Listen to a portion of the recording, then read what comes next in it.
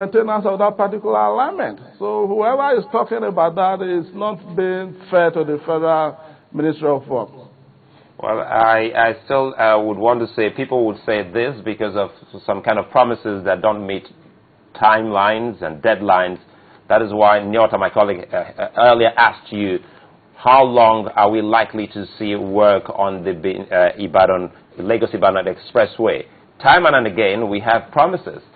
And I'll take you back to what was said when the Bi-Courtney contract was terminated. We are told that we were going to have a good road in 3 months. And this is May, and that was last year. So when people get to marry this kind of statements to what had happened in times past, they say, well, promises sometimes are not being kept. Suleiman, when we said in 3 months we are going to have better road on Lagos-Ibadan Expressway, nobody in his right senses will be thinking of reconstruction of the entire road. What we did promise was that within 3 months we will make the road motorable again. And we did that. We achieved that. In fact, Julius Berger maintained from Lagos to Shagamu interchange, where all phase sections of that road were adequately addressed. And ROCC also handled from Shagamu to Ibadan. And by the end of January, at the end of the 3 months, we delivered on that promise, making the road motorable. And people who traveled that road by January, December 8th to January, they are tested to the marked improvement on that particular alignment. But however, to finish a road, it is easy. If you have a completion period of 36 months on a project, for instance, where you need to spend about 30 billion, it means that every year, in order to keep that completion time frame, you have to budget about 10 billion naira per year. So what happens is that even when we propose that, at the end of the day, what comes out from the National Assembly in some cases limits us as to how able we're able to keep to the time frame. So there are a lot of factors that will contribute to that. It is not as a result of the contractor's incapacity or the ministry's unseriousness. So it has to do a lot with what fund is available for the prosecution of that project. You know, credit really must go to your to this particular government, especially with regard to using local contractors. But we still would ask, how well have we fared? A case in point is the Benin-Ore road. Well, for some Nigerians, they will tell you, Honorable Minister, that, well, since they've been kids and now they're adults, we kept on working on that road. What exactly is the situation? Is it a road that can't be fixed at all?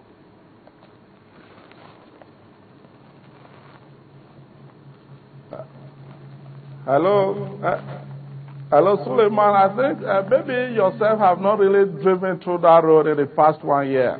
If you have driven that road in the past 6 months, let me be modest, in the past 6 months, you would have noticed that there have been a marked improvement on that road. Remember that in 2007 when we came in, it used to take people 14 hours to get to Lagos. People used to pass the night in Ore. But today you can drive from Benin to Lagos in just 3 hours. And it didn't happen in fact, it's not happening by accident. It is as a result of the marked improvement on that road. Because the section of the road, for instance, from Benin to Fosu, both sides have been completed.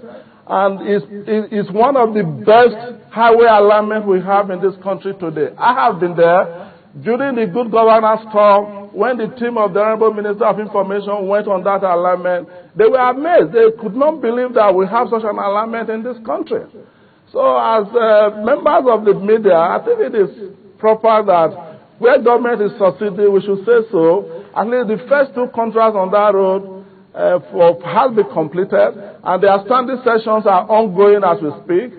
And like I mentioned to you, we were not able to take the entire alignment out to Shagamu because of financial consideration. That is why you see that sometimes government embark on this road in session, because Benin-Ore road is not the only road in Nigeria. Other parts of the country are also expecting government to intervene in some bad roads in their area. So whatever resources are available to the Federal Ministry of Works is shared to the city political zones. And that is how we operate here. I think, Honorable Minister, maybe the connection, you didn't get what I said. I said, well, you have been working. Yes, pretty fine. I've been on that road. In the past 2 months, I was on that particular road. What I said is, or what I wanted to find out is that there's no point in time you go through that road that you don't get to see people working. At what point in time can we say work is over on that road and it's so smooth sailing for everyone? Suleiman, when the project is completed, work will be deemed to be over on the road. But as long as work is still in progress, you will continue to meet construction workers on the road. But the good thing is that they are working at different changes. That is what is important. And by the day, for every time they put in effort on the roads get better until it is completed. All right. Honorable Minister, you said something about funding, when the amount of money available to the ministry, that will determine how much work you're able to do.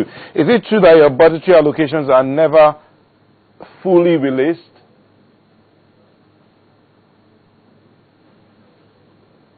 Well, in terms of budgetary allocation, sometimes there are challenges, but as a ministry, for instance, it is on record that during the 2012 budgetary year, at least we were one of the ministries that enjoyed a good release of its budgetary provision. We got approximately 80% of our budget for capital development released to us. And with that, we were able to prosecute some of our projects the way we wanted to prosecute them.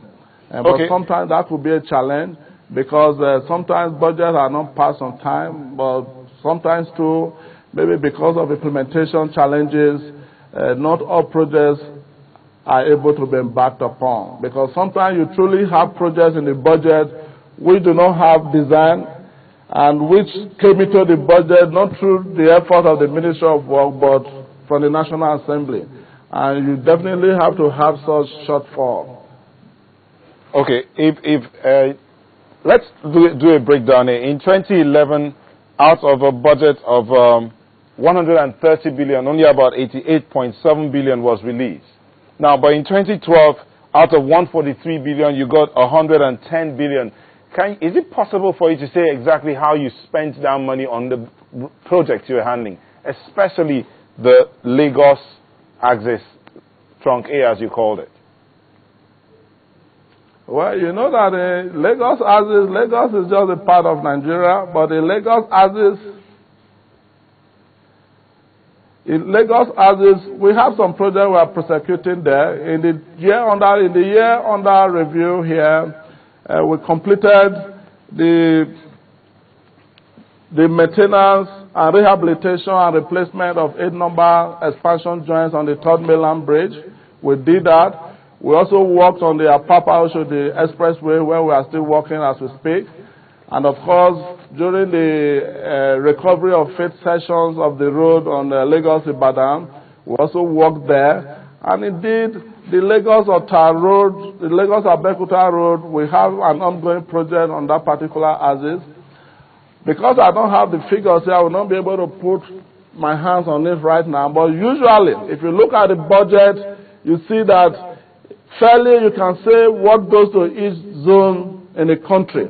And it is a conscious effort of the National Assembly because government has the responsibility to develop all parts of Nigeria. And it's not limited to Lagos. All right. On the 11th of December last year, the Deputy Speaker of the House of Representatives, Honorable Emeka Ahedioha, while they were having this public hearing, said that 250 billion naira allocated for the construction of Second Niger Bridge in 2008 was diverted by the Federal Ministry of Works. Is this true? Well, I've never seen anywhere in the record of the ministry that 250 billion naira was allocated for Second Niger Bridge. That certainly cannot be true. In fact, even last year, what we had for the Second Niger Bridge was about 1.9 billion naira.